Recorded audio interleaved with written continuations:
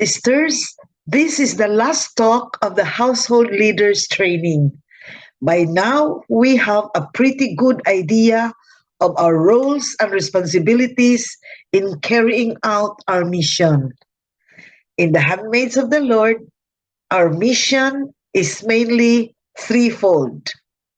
Number one, personal transformation, which is mostly achieved through our pastoral formation teachings, our household meetings, assemblies, and fellowship.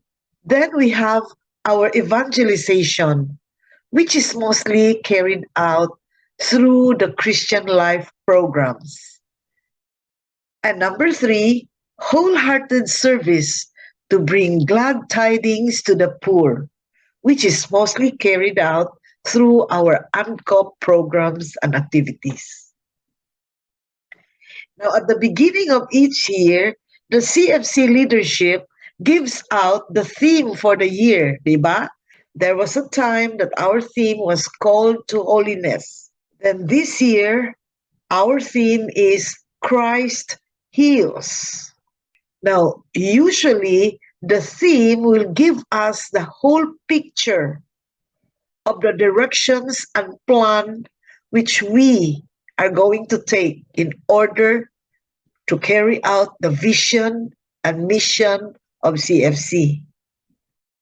So all of us will be following the same direction, following the same goal for the whole year.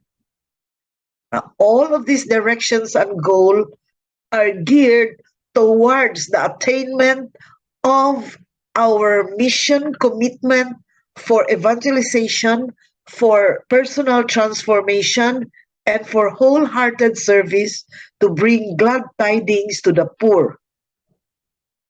Now, ito yung lahat. These are all that we are going to do for the whole year. We call this as the mission commitment plan.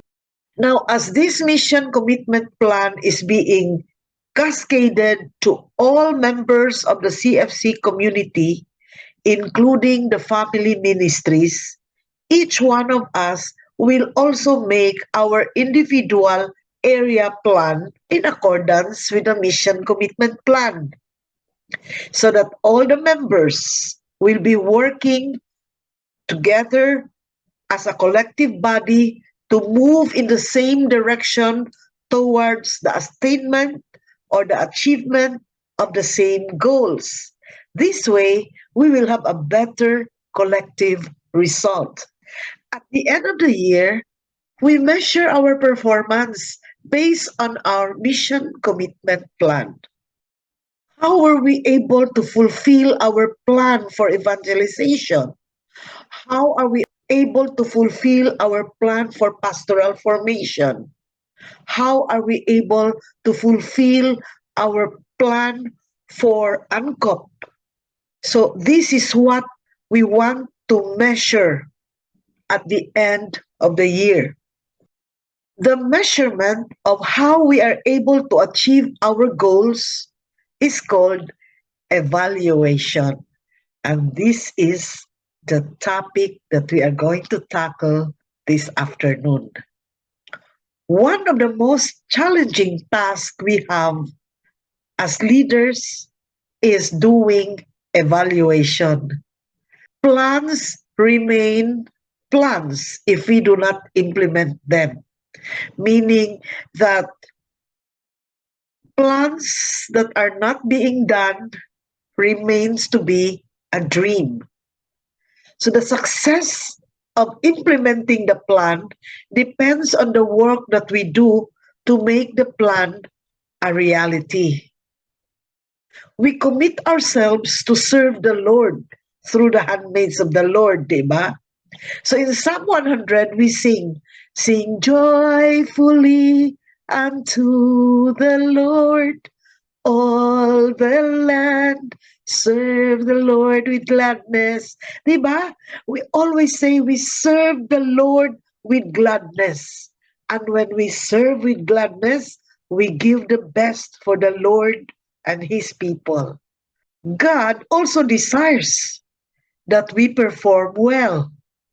And we as handmaids of the Lord As leaders of the handmaids of the Lord, we strive also for high performance because we want to offer this to the Lord as our performance for the year. And as we say, we give the best for the Lord. So this performance evaluation system is one of the best management tools for achieving and maintaining high performance, or for to make sure that we are able to achieve the goals of our mission commitment plan. So what do we mean by evaluation?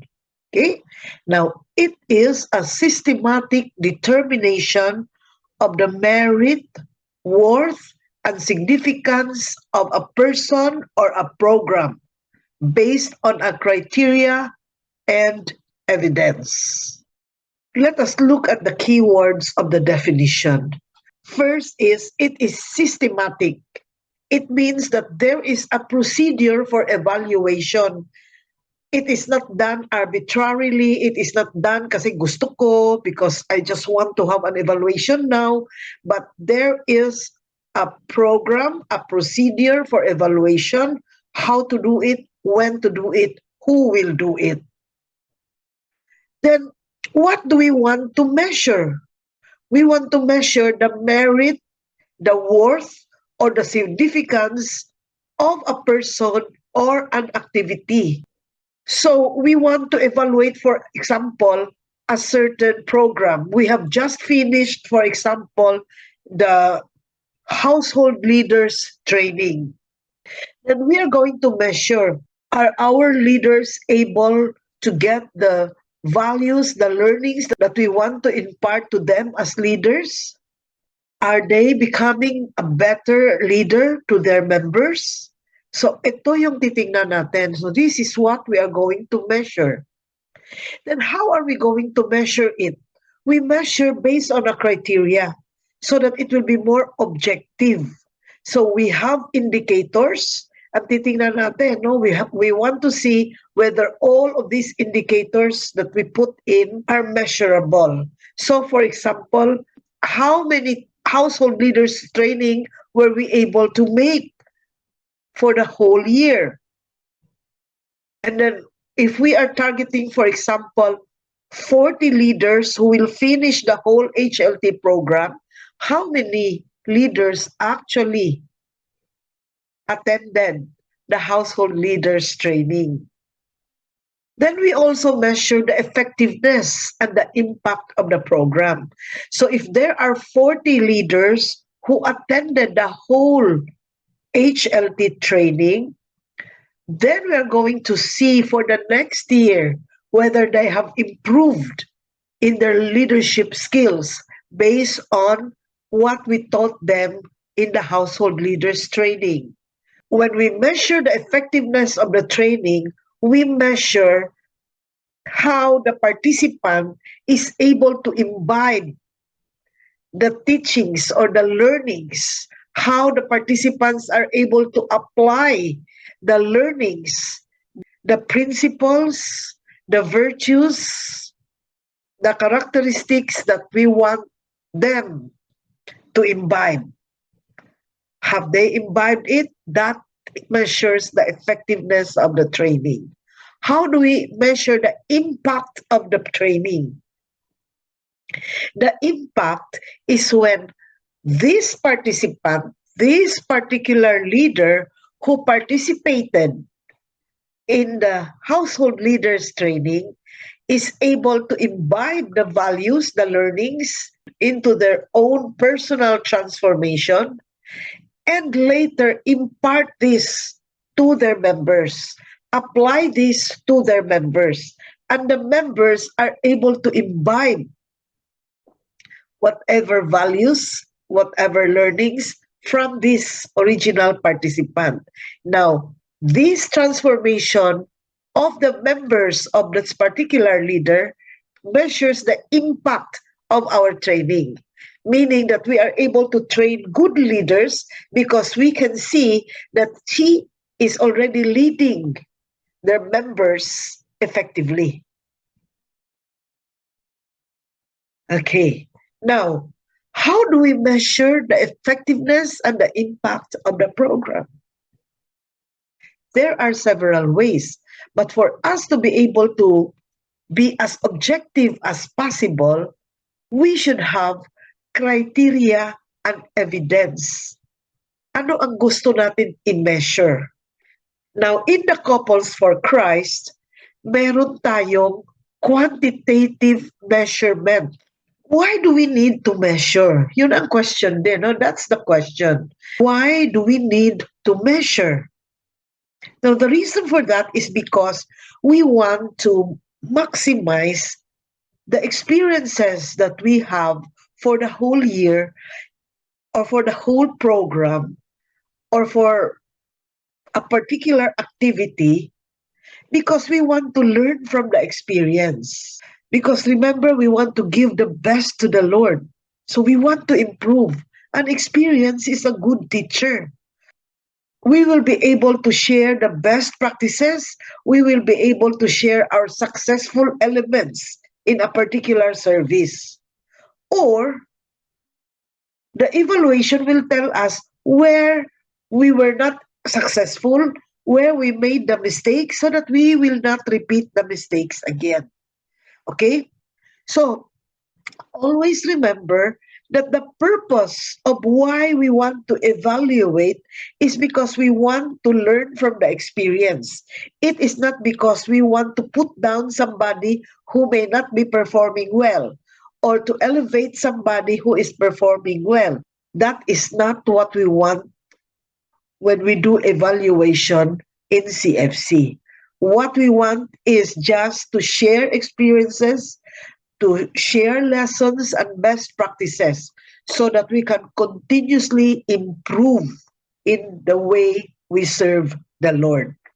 Okay? So evaluation enables us to serve the Lord better, to serve our sisters better, to serve our participants in the CLP better, or to improve the way we conduct our CLP so that success will be higher.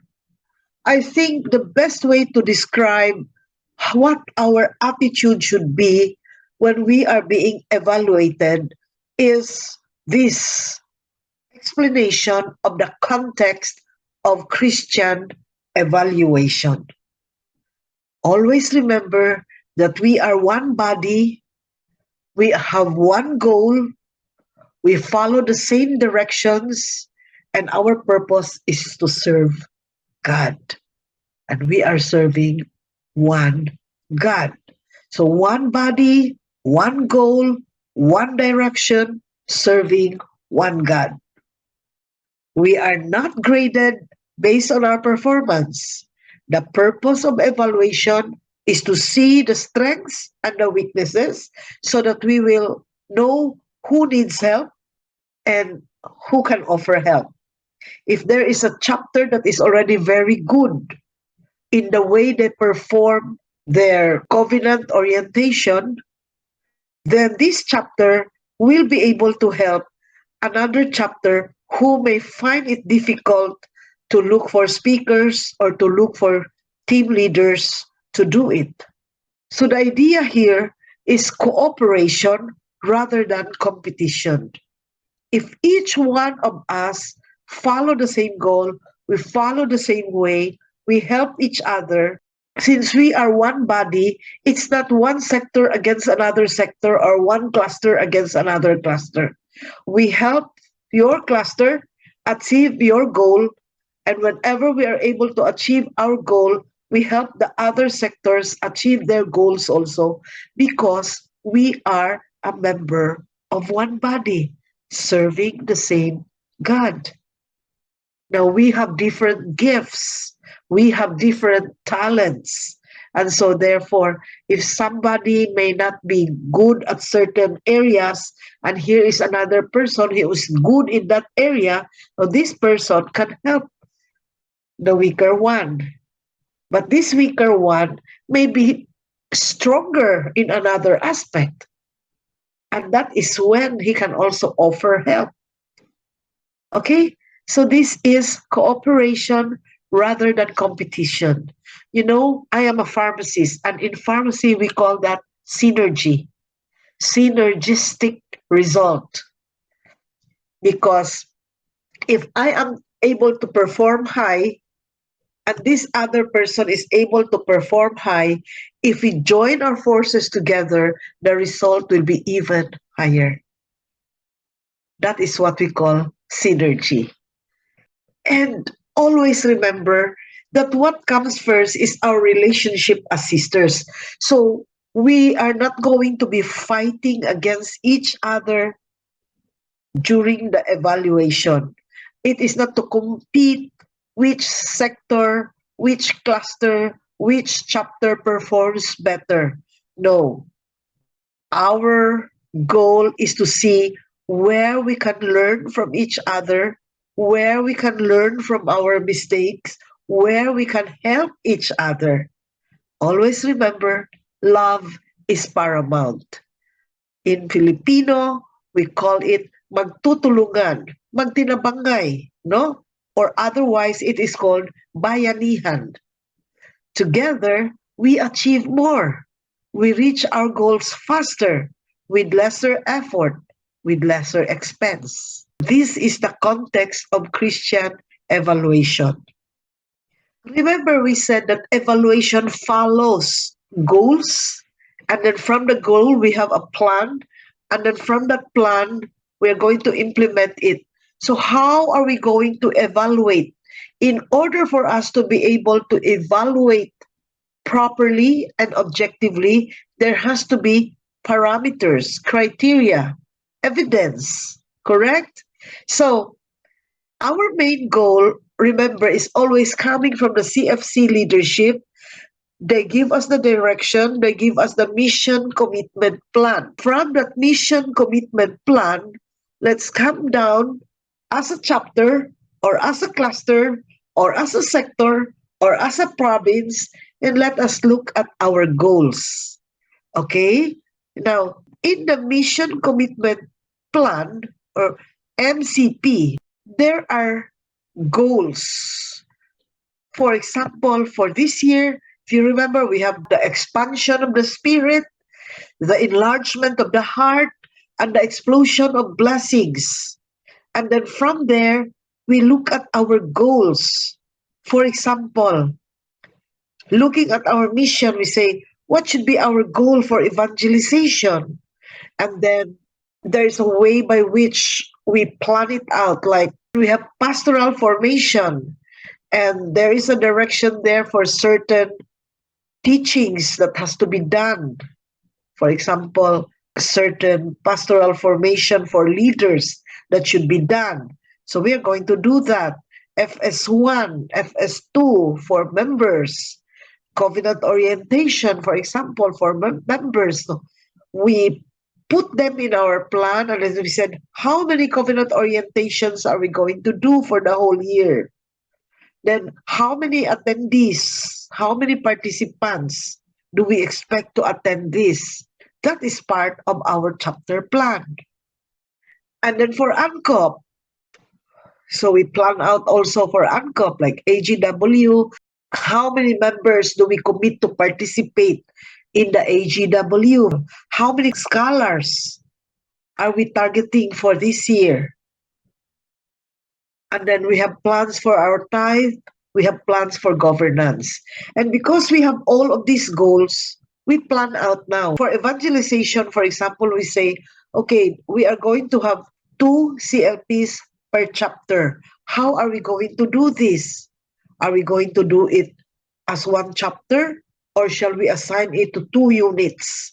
One unit will take care of the first semester CLP, another unit will take care of the second semester CLP. So it depends on how you plan it at the chapter level, but that should be your plan. Your plan has to be made to make sure that it achieves the goal. So our indicator now will be how many CLPs are we going to do for the whole year? Now, if we have 300 members in our chapter, and the goal is a 10% increase in the members. So we need to have 30 graduates per year. 30 graduates per year. And so therefore, we plan out that if we are going to have a CLP in the first semester, our target should be that we will have 15 graduates. In the second sem, another 15 graduates, so that we will be able to achieve the 30 graduates or 10%.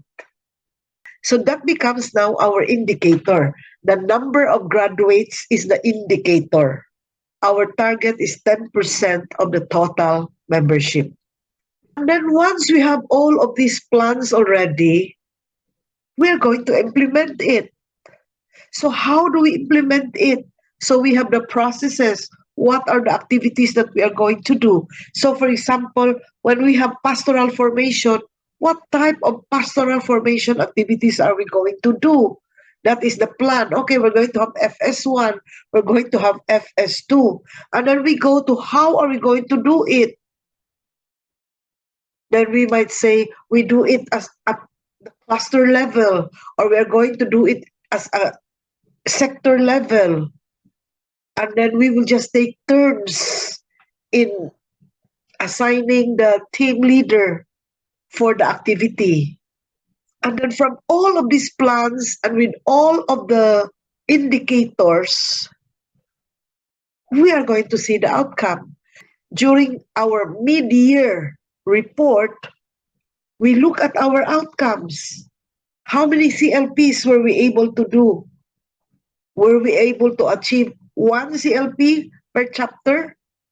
Were we able to achieve 5% of our total membership for first semester, and then 5% later on for the second semester, so that we can achieve our target of 10%? So we measure the outcomes. And the outcomes are the ones that we put in our report. We have the evangelization report. What are our indicators there?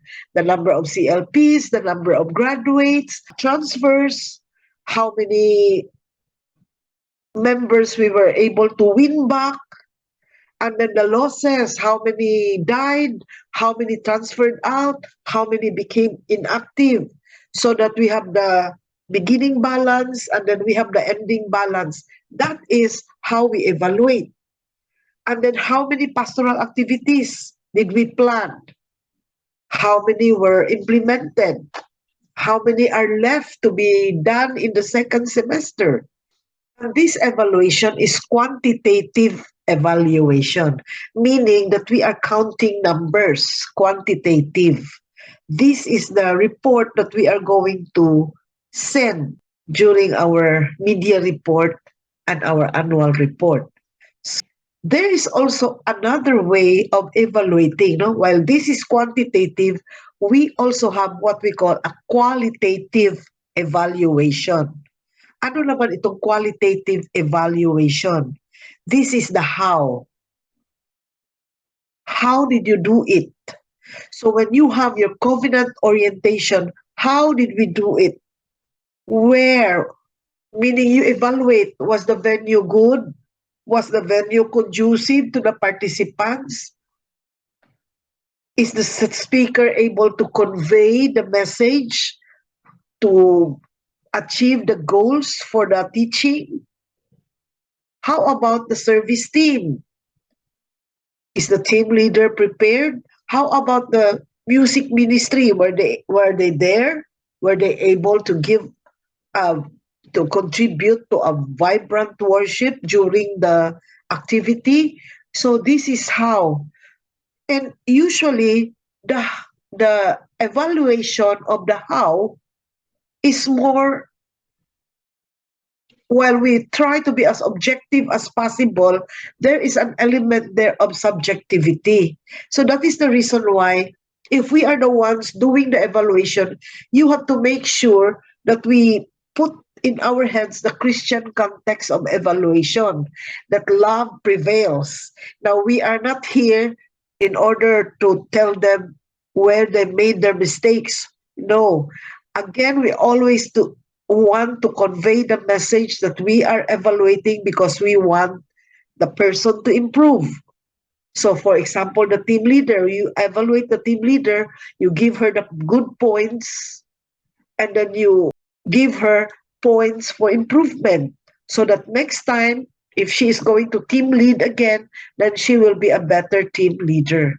So, this is how we are going to do our qualitative evaluation. It's still the same. We want to make sure that we achieve all of these goals, all of these plans, but this time now we are going to to see how we did things.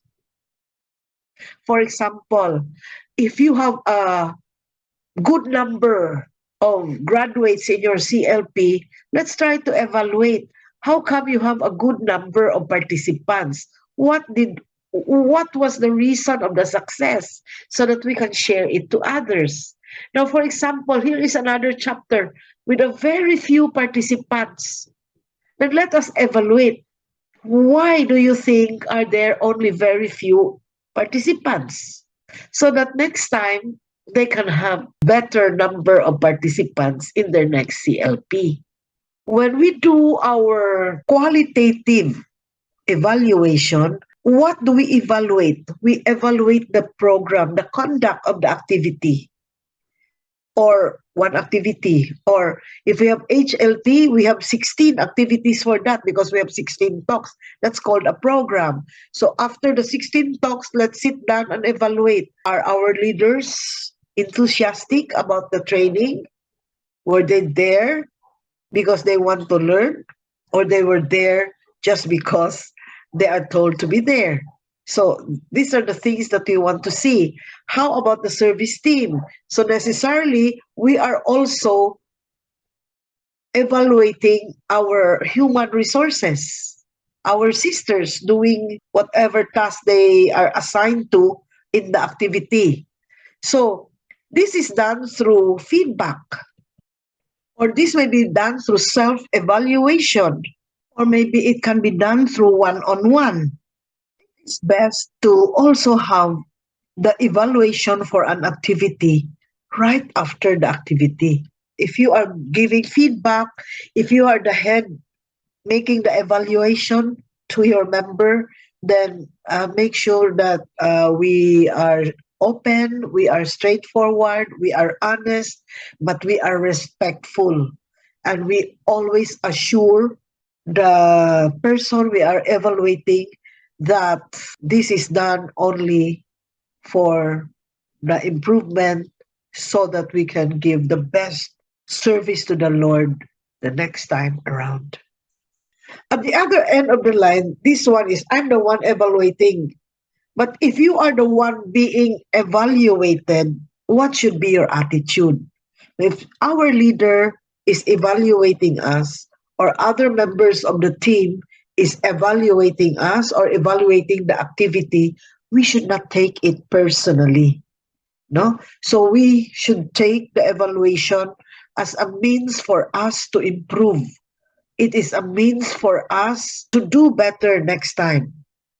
We should not question the purpose. We should not question the intention of the leader, because we know the evaluator and the one being evaluated, we both know that this evaluation is just to make sure that we are able to see our strengths and our weaknesses so that we will be able to help each other the next time that we do another activity. We should not question their love. We should not question their commitment. We are assured that after everything, after the evaluation, we are still sisters who care for each other. Now, if we do our evaluation every time a certain program is done, for example, the whole CLP is done. Okay, let's sit down, let's evaluate. When we have an HER1 retreat, for example, after the retreat, let's sit down and evaluate. Okay, so what do we achieve when we do our evaluation? Now, number one, it provides a timely feedback on the goal achievement. Were we able to achieve the goal? Feedback on the venue, so that if the venue is good, then we can use this venue again next time. If it is not good, then we can look for another venue next time.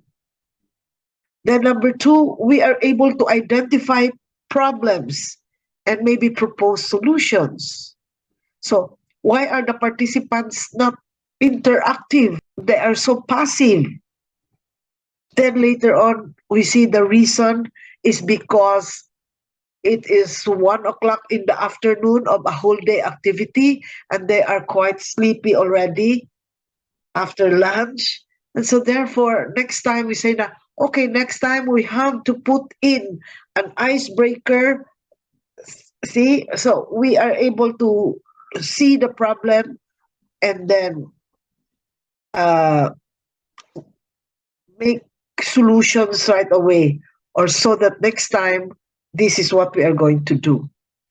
Then evaluation can also help us monitor project, to help us monitor whether we are able to reach the target population. So for example, we are giving a financial FS1, and then the people who came are people who have been tithing already.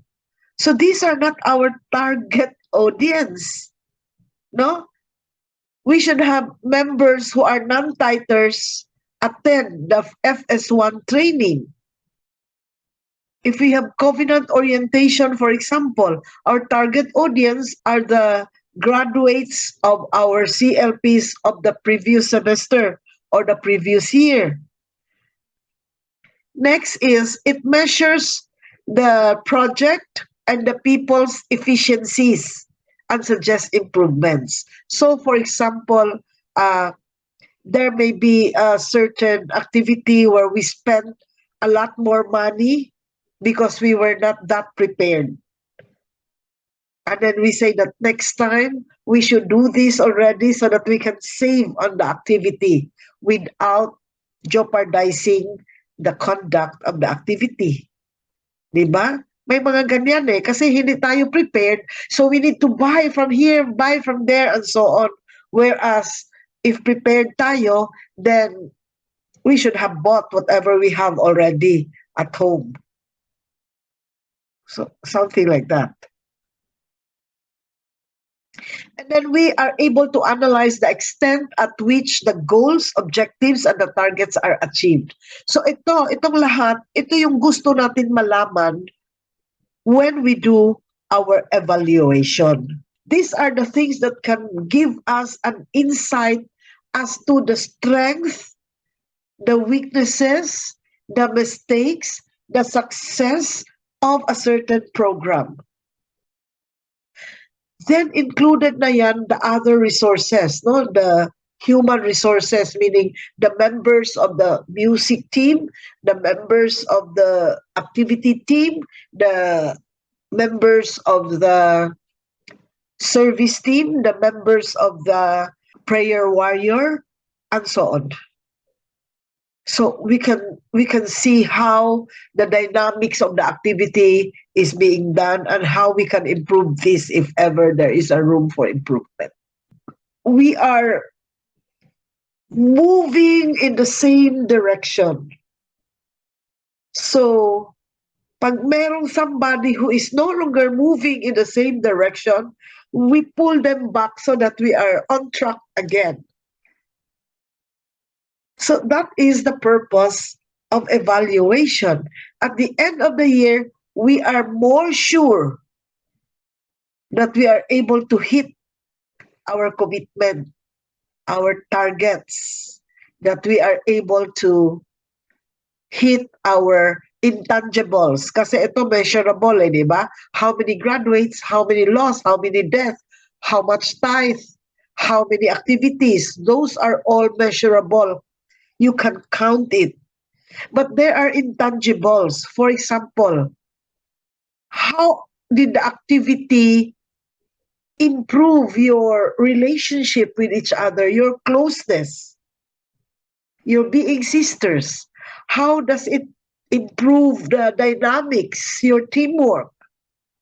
How does it improve the other sisters' commitment? So these are all the intangibles, okay? And we want to look at that also. We want to balance all of this together. No, sisters? So everything is for love, and we do it as joyfully as possible. There has to be fun. Diba? Kasi the Lord said that you come to me because my yoke is easy. So if it is difficult already, you feedback. You tell your leader so that your leader can help you, so that your leader can look for somebody who can assist you. Always don't keep it to yourself. The feedback is maybe coming from the leader to the one being evaluated, or this team leader, this certain member being evaluated can feedback to the leader. Nahihirapan na po ako dito, so I need somebody to help me. Or you can say, can anybody help me because I will not be available during this time? So just feedbacking, sisters, no? Remember, the Lord wants us to be joyful. He said, come to me, for my yoke is easy. Sisters, always remember, cooperation and not competition. Living our mission is a journey. Diba? Sumasakay tayo ng train. So let us enjoy the ride. Because always remember that it gives us the opportunity to do better, to be able to give our best to the Lord. If nobody evaluates us, we will just think that everything is okay. Evaluation allows us continuous improvement. Evaluation gives us the opportunity for personal transformation so that we will be better, we will be more fruitful.